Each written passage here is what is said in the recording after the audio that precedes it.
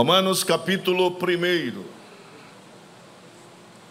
versículos de 1 a 6. Os irmãos sabem que nós temos como texto, como título, o poder do Evangelho, e hoje nós iremos falar de um subtítulo, as marcas do Evangelho verdadeiro. Romanos capítulo 1, versículos de 1 a 6. Paulo, servo de Jesus Cristo, chamado para apóstolo, separado para o Evangelho de Deus, o qual antes prometeu pelos seus profetas nas Santas Escrituras, acerca de seu filho que nasceu da descendência de Davi, segundo a carne, declarado Filho de Deus em poder, segundo o Espírito de santificação, pela ressurreição dos mortos, Jesus Cristo, nosso Senhor, pelo qual recebemos a graça e o apostolado, para a obediência da fé entre todas as gentes, pelo seu nome, entre as quais sois também vós, chamados para serdes de Jesus Cristo. Quem diz amém?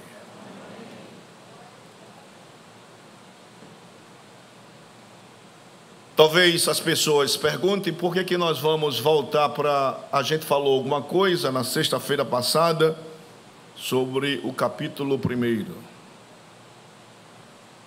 Pastor Hermengado sabe disso, os irmãos que gostam de ler, Pastor Carlos, outros irmãos. 1515, Lutero fez uma longa explanação sobre a Epístola aos Romanos. Na verdade, um prólogo para introduzir o estudo sistemático da Epístola aos Romanos. E ensinou, explicou, trouxe a lume verdades contidas dentro daquilo que Paulo se coloca para falar sobre o que Paulo vai falar aos romanos, irmãos. Paulo vai apresentar o Evangelho e Paulo vai defender o Evangelho. Não é que o Evangelho precise de autodefesa, mas Paulo, ele vai confirmar, Paulo vai categorizar, Paulo vai chancelar o poder do Evangelho de Jesus Cristo. Anos se passam, 1738, são 223 anos de um prólogo de Romanos, quando John Wesley, na Inglaterra, ouviu, na verdade havia um arrefecimento da fé na Inglaterra, século XVIII, e as pessoas estavam empedernidas, frias, apáticas por o Evangelho. O Evangelho tornou-se mais uma homilia qualquer do que a pregação da palavra. Não tinha o fogo, não tinha um dinamismo, não tinha a revelação de Deus. E como as pessoas são dominadas, são atraídas pelo tempo que vive, Deus precisou despertar John Wesley para o grande avivamento do século XVIII. E quando ele ouve o prólogo de Lutero sobre Romanos, veio uma efervescência espiritual, e ele foi tomado pelo poder da revelação de Deus, e ele começou a pregar com ênfase, ao ponto de dizer, depois, ou você coloca fogo no seu sermão, ou você coloca o seu sermão no fogo. E qual é a minha preocupação nesta noite? É que quando a palavra de Deus, ela seja explanada, ela seja explicada, ensinada, fazer como os pastores antigos falavam, quando os crentes forem para suas casas, precisam remoer a palavra tem que impactar, a palavra tem que trazer agonia, a palavra tem que trazer despertamento, a palavra tem que trazer elucidação, a palavra tem que trazer revelação. Bendita seja a palavra do Senhor, glórias a Jesus.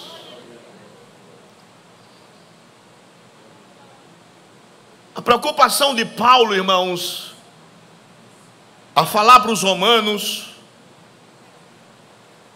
é muito pertinaz. Porque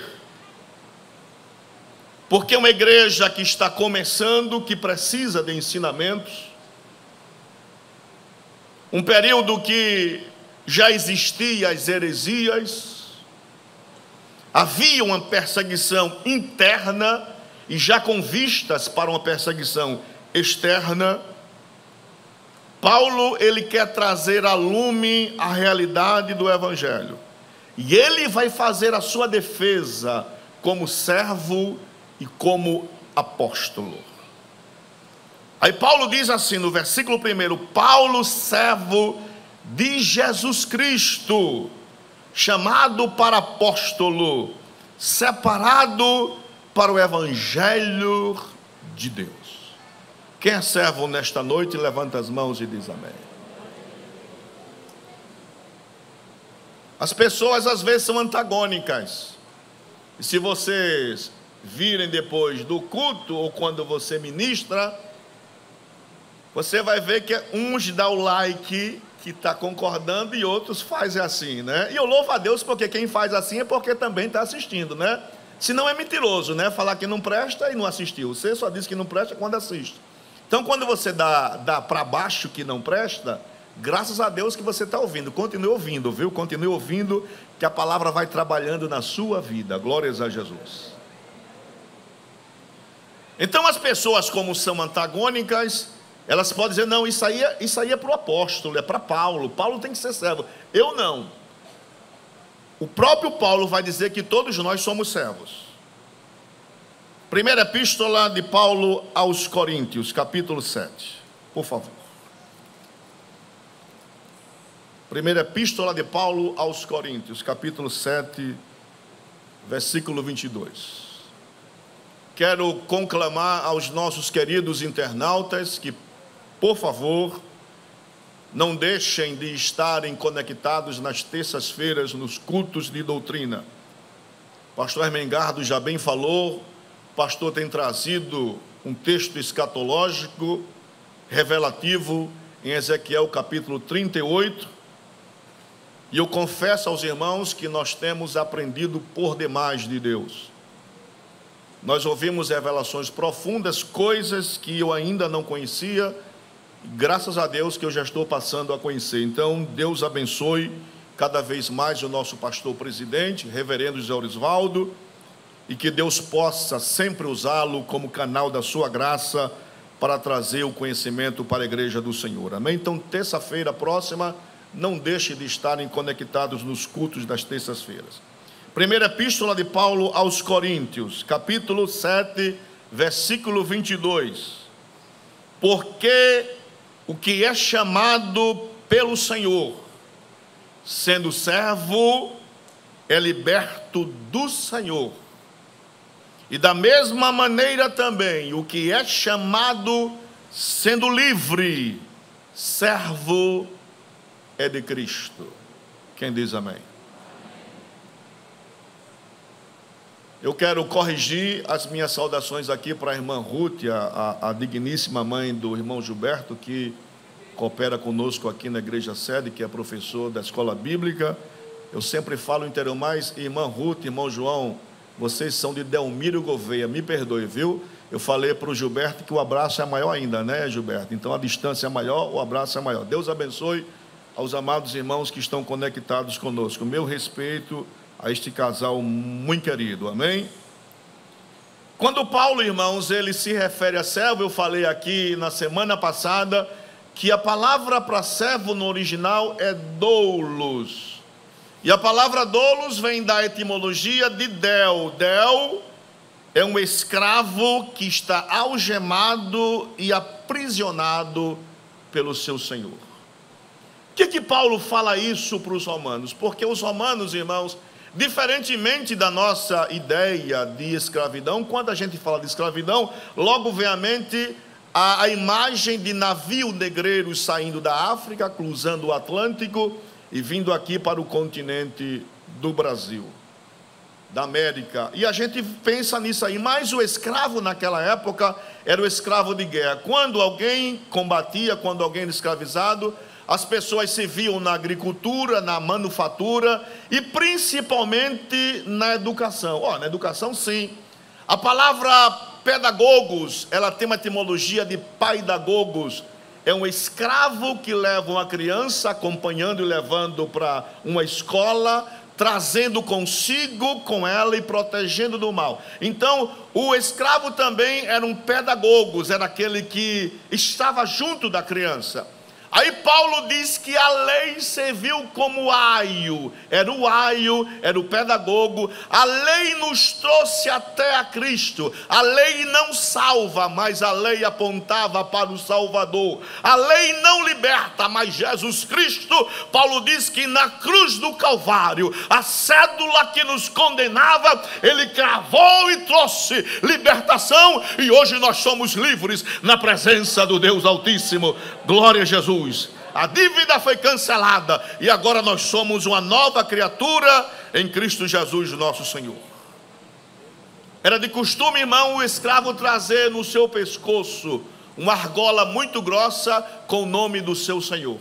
Mas a imagem que Paulo traz da escravidão, do serviço a Cristo, não é essa aí. Primeiro, porque o preço que o seu Senhor pagou por ele foi um preço de sangue, o sangue que verteu na cruz do Calvário, o sangue carmesim, o sangue que não coagula, o sangue que perdoa pecado, o sangue que faz o mais vil pecador uma nova criatura, o sangue que liberta, o sangue que tem poder, o sangue que transforma, o sangue que lava, o sangue que limpa. Nesta noite, bendito seja o sangue de Jesus Cristo, que nos perdoa de todo o pecado. Quem pode sentir isso na alma, levanta as mãos e glorifica o nome do Senhor Jesus.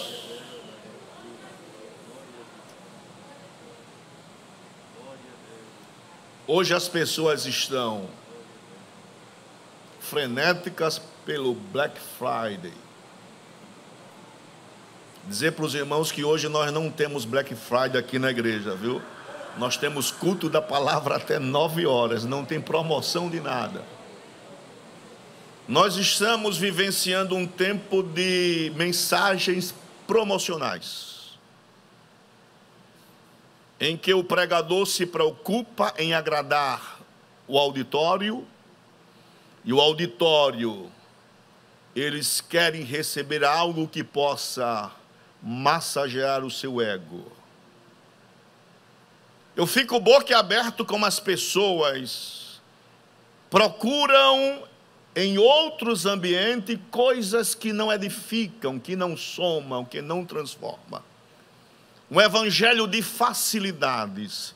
John Stott disse que o evangelho que se prega hoje em muitas igrejas é o evangelho sem cruz. É o evangelho que não tem sofrimento. Quando ele fala isso, não é que nós sejamos uma pessoa que gostamos de sofrer, mas o evangelho traz submissão, o evangelho traz serviço, o evangelho traz senhorio do Senhor em favor do servo. O evangelho é o evangelho de transformação. Jesus disse: quem quiser vir após mim, negue-se a si mesmo, tome cada dia a sua cruz e siga-me. Não dá para seguir Jesus sem cruz. Quem não tem, eu conclamo nesta noite: pegue a sua cruz e vá do encontro ao Calvário. O caminho do céu é estreito, a porta é estreita, mas a glória que nos aguarda na eternidade é grande. Aquilo, a promessa é muito grande. Nós somos mais do que vencedores na presença do Senhor. São marcas do verdadeiro evangelho.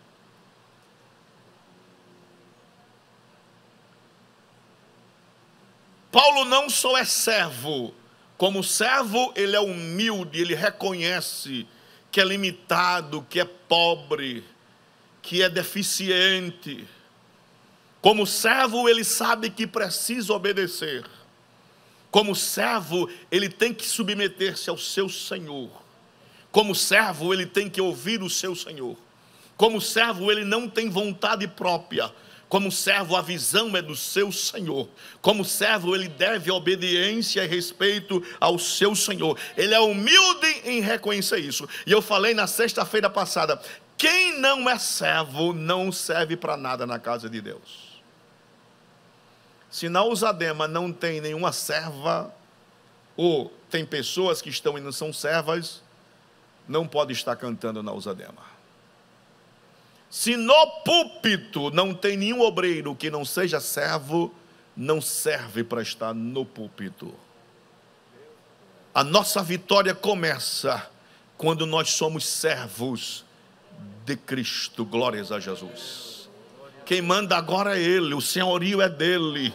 É Ele que ordena, é Ele que manda, é Ele que faz, é Ele que faz tudo em nossa vida. Então Ele é Senhor e nós somos servos. Glória a Deus, glória a Deus, glória a Deus. A humildade de servo, ele pode agora dizer que é apóstolo, enviado para uma missão específica. E como apóstolo ele tem autoridade, porque este evangelho foi revelado para ele. Os irmãos sabem que no capítulo 9 de Atos dos Apóstolos, um registro de Lucas, Paulo está respirando ares de violência. Eu já falei que o resfolegar na antiguidade era tido como um momento de fúria e de ódio. Então os antigos diziam, quando alguém resfolega ou quando alguém respira mais forte, é porque está com as emoções alteradas. Paulo, ele está como um javali que quer buscar o povo de Deus, seja onde for. Ele pega cartas com os magistrados, com o pessoal do Sinédrio, e diz, eu vou buscar criança, velho, quem tiver lá, desse negócio do caminho, eu vou para Damasco, 230 quilômetros, de Jerusalém para Damasco. Ele diz, eu vou e vou buscar estes infelizes. Mas no caminho de Damasco, quando Paulo vai, ele encontra-se com aquele que é Senhor, que domina Paulo, domina o Sinédrio, domina a Judéia, domina o mundo, domina os planetas, domina o mundo invisível, o mundo visível. Ele domina o sol, domina a lua, ele domina as plantas, domina o ar, domina o fogo, ele domina. E ele aparece e Paulo cai por terra e diz, Senhor, quem és? Ele diz, eu sou Jesus Cristo, a quem tu persegues. E quem se encontra com Jesus, ou muda de vida ou muda de nome, irmãos. Se Jesus apareceu na minha vida, eu tenho que mudar de vida. Eu não creio em alguém que diz, eu sou crente, agora eu estou na igreja e não mudou de vida. Eu te convido nesta noite para mudar de vida. Quem se encontrou com Nazareno, obrigatoriamente se transforma em outra criatura. E o nome de Jesus Cristo é glorificado em sua vida. Aleluia, aleluia, aleluia.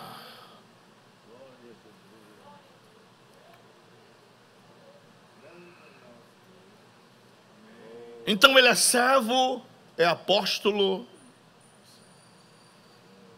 e foi separado para o evangelho de Deus. A palavra separado no grego é aforizou. É alguém que tem um limite.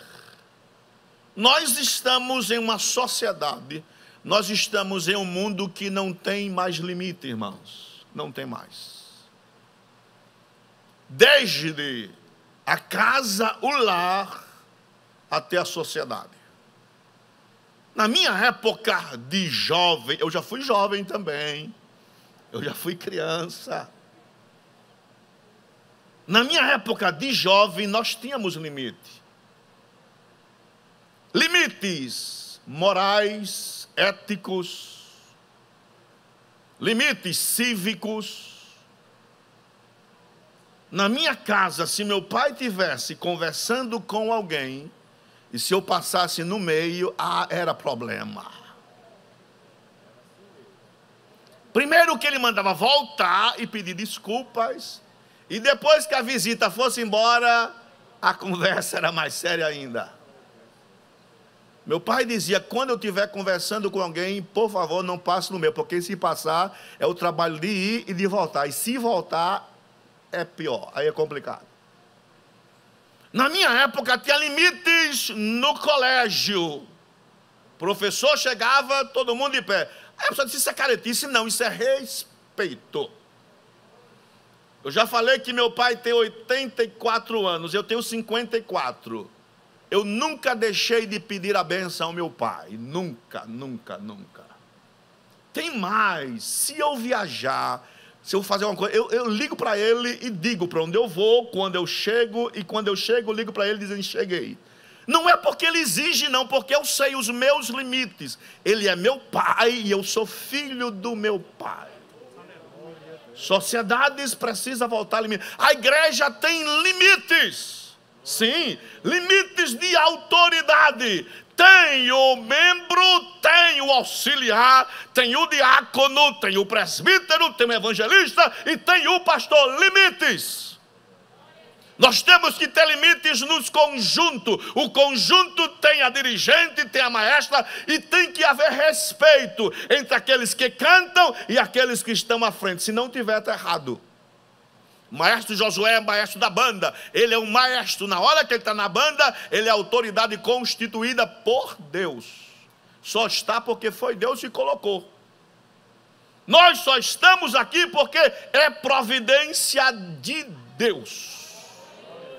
Nós não somos a obra do acaso, nós somos obras de um plano perfeito de Deus. É Deus que determina, é Deus que chama, é Deus que faz, é Deus que levanta, é Deus que dá honra, é Deus que dá fogo, é Deus que dá poder, é Deus que levanta. Então louvado seja nesta noite o nosso Deus que institui limites para nossas vidas. Glórias a Jesus. Ele é servo e ele é separado para o evangelho. Aí eu estou lendo um comentário de Francis Schaeffer. Ele diz que quando alguém é separado, implica em duas coisas. Primeiro, separado de, separado para. Você só pode ser separado para quando você for separado de. Eu só posso servir a Deus se eu sou separado do mundo. Deus tira Paulo do meio farisaico e coloca Paulo para ser apóstolo dos gentios. Então eu não posso ser separado para sem ser separado de. Quem diz amém por isso? João capítulo 15, versículo 19. A epístola de Paulo aos Romanos, irmãos, é fascinante. E quanto mais você ler, mais Deus lhe revela tesouros profundos. Evangelho segundo escreveu São João, capítulo 15, versículo 19.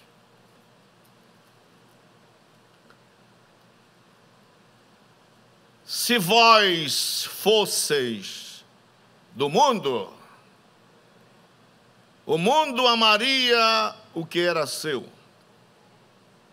Mas porque não sois do mundo, antes eu vos escolhi do mundo, separei do mundo, por isso é que o mundo vos o quê? Ou vos odeia. Os irmãos acham que o mundo gosta da gente? Não, irmão. O mundo, ele nos odeia. Por quê? Porque o mundo é trevas e nós somos luz. Aonde a luz chega, dissipa as trevas.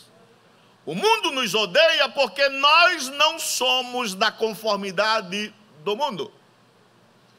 Nós não compactuamos com o mundo. Nós vivemos no mundo, mas nós não somos do mundo. Aí eu estou trabalhando no hotel, aí chegou um hóspede. Na época tinha uma casa de strip aqui, muito famosa. Aí ele me pergunta: o senhor poderia me dar um endereço dessa casa? Para mim. Eu disse: o senhor me perdoe, porque eu não sou deste mundo.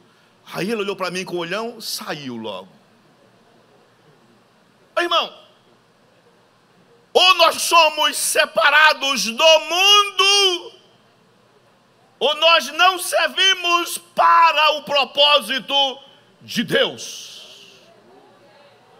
Nós não comungamos com o mundo.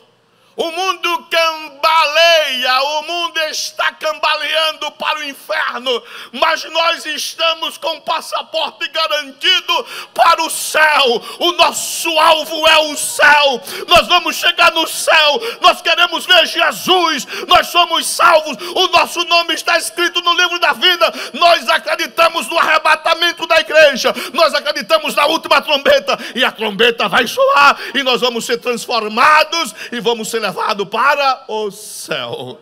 Glórias a Jesus. Então o mundo nos aborrece. Tiago capítulo 4, versículos de 1 a 4.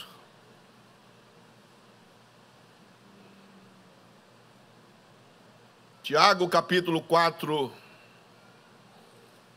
versículos de 1 a 4. Veja o que diz Tiago: de onde vêm as guerras e peleja entre vós? Porventura não vem disto a saber dos vossos deleites, que nos vossos membros guerreiam?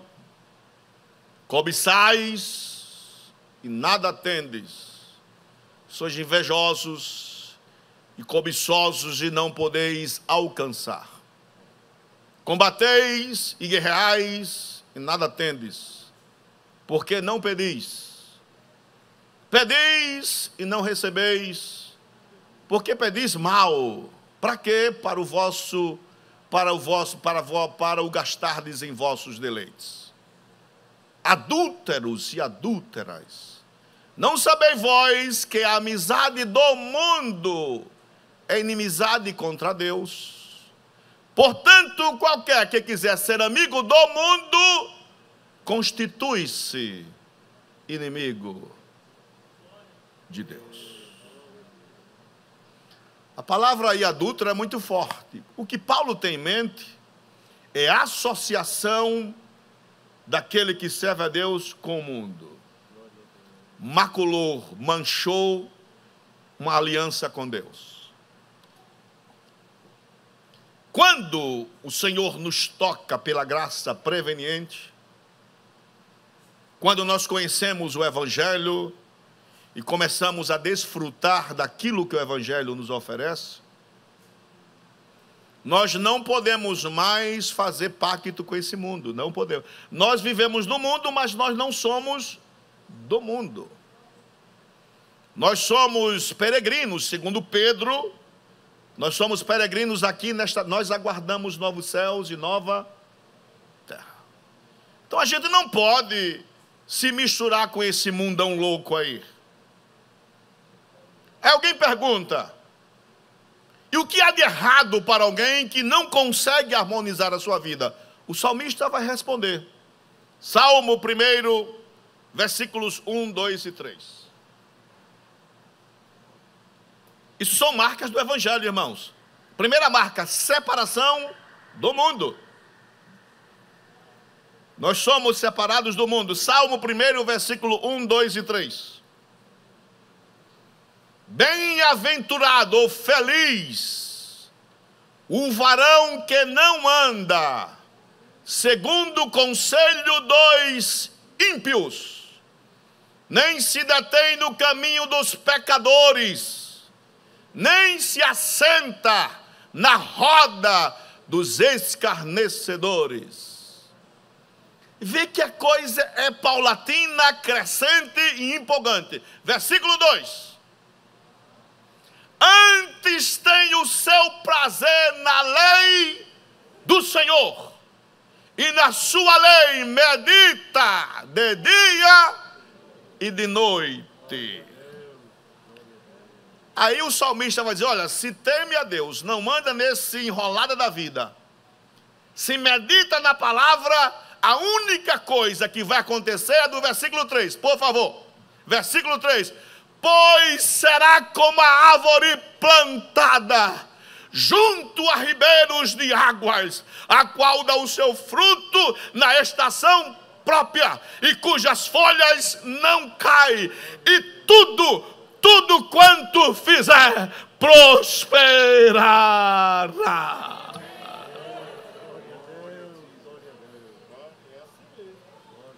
Aleluia, aleluia, aleluia, aleluia, aleluia, aleluia, aleluia. Ah, que evangelho maravilhoso, irmãos. O que é prosperar em tudo, irmãos? Prosperar em tudo é dar um fim necessário a todo o projeto de Deus na minha vida. Prosperidade. Este mundo, as pessoas, os sociólogos, eles vão trocando as nomenclaturas.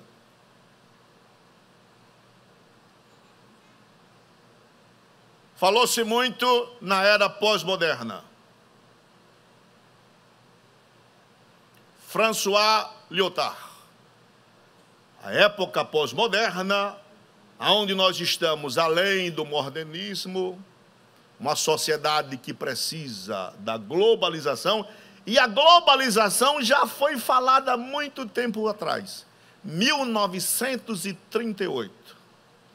Um homem chamado Aldous Huxley, ele escreveu um livro chamado Admirável Mundo Novo, que virou um filme depois. Ele tratou da globalização, tratou das modernas coisas que naquela época era ficção, e aí a sociedade entra num período pós-moderno. Aí vem Zygmunt Bauman e vai falar da sociedade líquida. O homem tem que se amoldar como um líquido a qualquer coisa. Se é redondo, ele se amolda ao redondo. Se é quadrado, ele se amolda ao quadrado. Mas o crente, ele tem a mente de Cristo. Aí Paulo escrevendo a mesma epístola no capítulo 2, não vos conformeis, ou seja, não tome a forma deste mundo, mas renovais seja renovados pela transformação do vosso entendimento. Enquanto o mundo cambaleia, nós permanecemos em Cristo Jesus. Enquanto o mundo toma a forma do mal, nós estamos dentro da forma de Jesus Cristo, e a forma de Jesus Cristo é que nós o sirvamos e que sejamos sinceros e fiéis na sua presença. Glórias a Jesus. Aí Jesus agora vai falar de marcas do seu evangelho. O que é que nós representamos para esse mundo como pessoas que estamos dentro do evangelho? Lá no capítulo 3 de João, quando Nicodemos, doutor da lei, à noite vai interrogar a Jesus sobre estas coisas. A Jesus é falar do novo nascimento. E ele não entende, porque quem não está em sintonia não entende. E ele pergunta, como é que eu vou voltar para o ventre da minha mãe? Ele disse, não, Nicodemos, não é assim. Quem está dentro do reino, ele é transformado pelo reino. O reino molda ele. Aí Jesus falando sobre a ética, a postura, o princípio daqueles que vivem dentro do evangelho, Jesus vai trazer marcas profundas para nossas vidas. Evangelho segundo escreveu São Mateus, capítulo 5, versículo 13 e 14. É um texto áureo nosso isso aí. Mateus, capítulo 5, versículos 13 e 14. Eu quero ler pausadamente, para que isto fique martelando na nossa cabeça. Jesus vai dizer assim, vós sois o sal da terra. E se o sal for insípido, com que se há de salgar? Para nada presta, senão para ser lançado fora. Versículo, e ser pisado pelos homens. Versículo 14. Portanto, 14, vós sois a luz do mundo. Não se pode esconder uma cidade edificada sobre o monte. Quem tem sal aí na vida, levanta as mãos.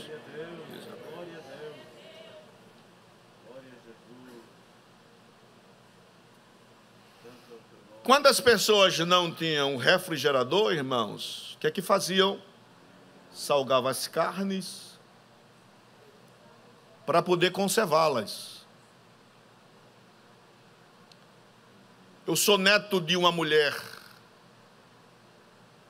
lá de Matriz do Camaragibe. Meu avô era um fogueteiro, os dois indoutos em tudo.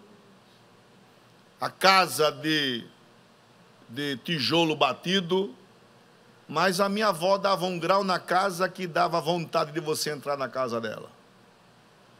Eu ia para a casa dos meus avós, eles deixavam a cama que eles dormiam, meu avô dormia numa esteira no chão, e minha avó dormia numa marquise na sala, porque elas queriam dar um conforto para os seus netos. A minha avó não foi de noite, pegava o candeeiro e ia na cama, olhar como eu estava com os meus irmãos dormindo. Aí eu perguntei um dia ela, para que a senhora vai na cama deles? Para ver se vocês estão respirando. Ó, a vovó fazia isso aí, né? A preocupação dela. De manhã, logo cedo, ela acordava, ia no terreiro, pegava as coisas, preparava o café naquelas vasilhas de barro. Quando a gente se acordava, o café estava posto na mesa. Então a gente passou por isso. Uma coisa que a gente nunca esquece. E ela pegava as carnes, salgava, pendurava para secar e guardava. E aqui ficava bom, irmão. Não ficava ruim, não. Ficava muito bom. Cozinhado na panela de barro, aí que ficava melhor ainda. As carnes não se perdiam. Jesus, sabendo, a palavra salário é derivado de sal. Naquela época as pessoas não tinham dinheiro para comercializar ou trocar serviços, a pessoa trocava sal. Havia o pacto do sal. As pessoas faziam pacto com o outro com sal. Quando o sal perdia o sabor, acabava a aliança. Jesus disse, olha, este mundo está podre. Este mundo está em bancarrota. Este mundo não tem nada para dar para ninguém. A única coisa que esse mundo ainda vai se preservar é quando vocês que estão no Evangelho forem o sal da terra.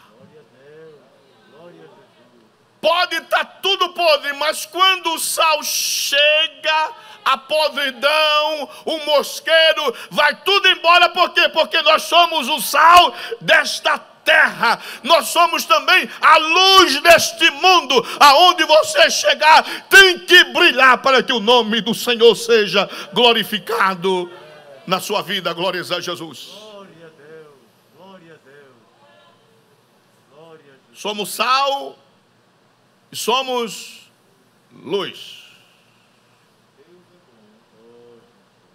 Então a primeira marca do Evangelho, separados do mundo. A marca é algo que deixa uma característica na nossa vida. Segunda marca, a antiguidade do Evangelho.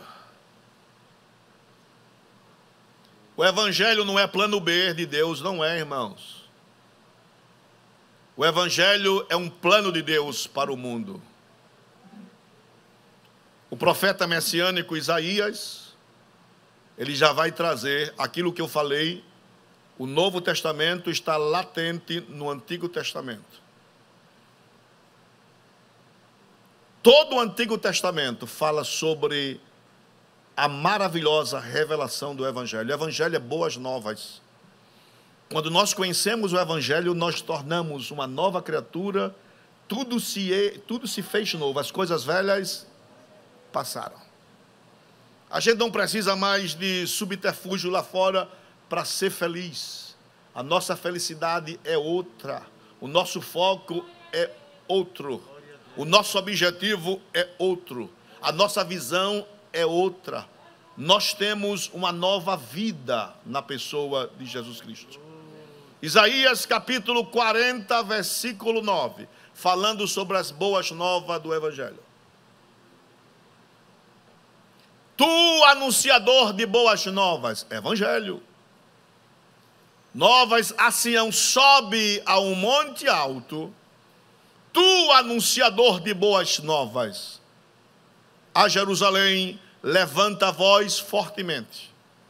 Levanta, não temas, e dize às cidades de Judá: eis aqui está o vosso Deus.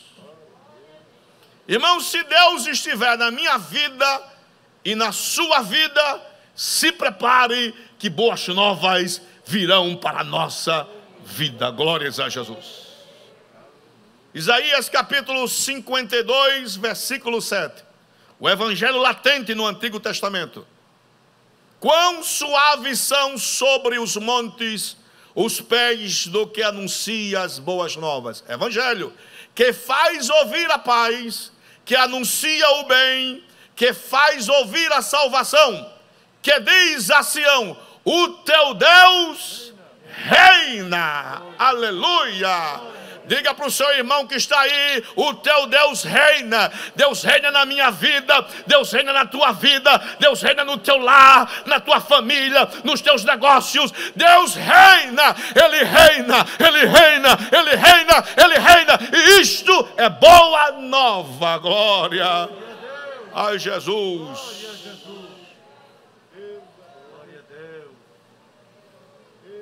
Aleluia. Isaías capítulo 61, versículos 1, 2 e 3. Que evangelho maravilhoso, irmãos.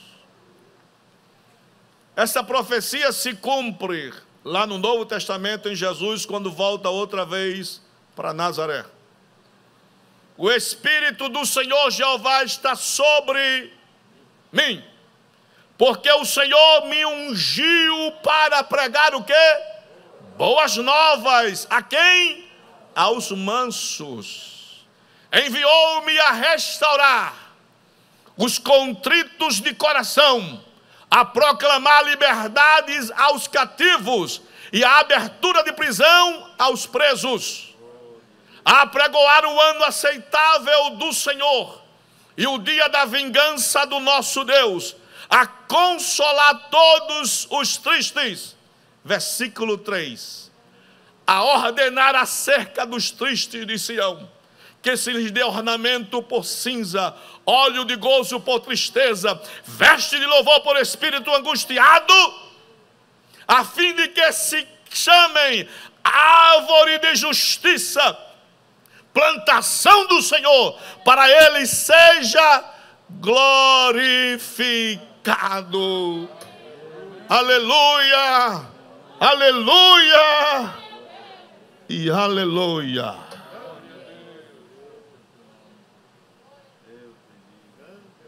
Para concluirmos, primeira epístola de Pedro, capítulo 1, versículos 18, 19 e 20.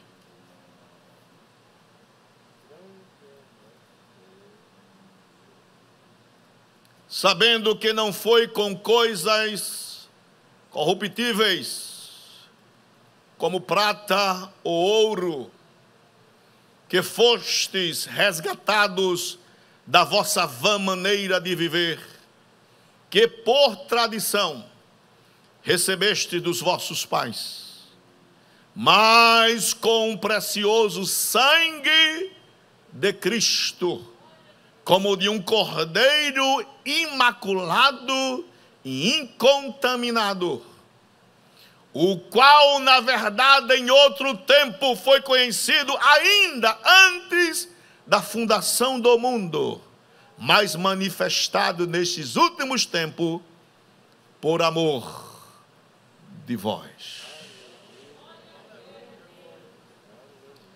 Irmãos, nunca tire do seu coração que Deus lhe ama. E qual é a maior prova de amor?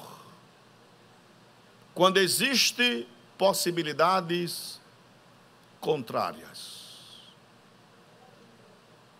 Vamos dar um exemplo bem categórico nesta noite.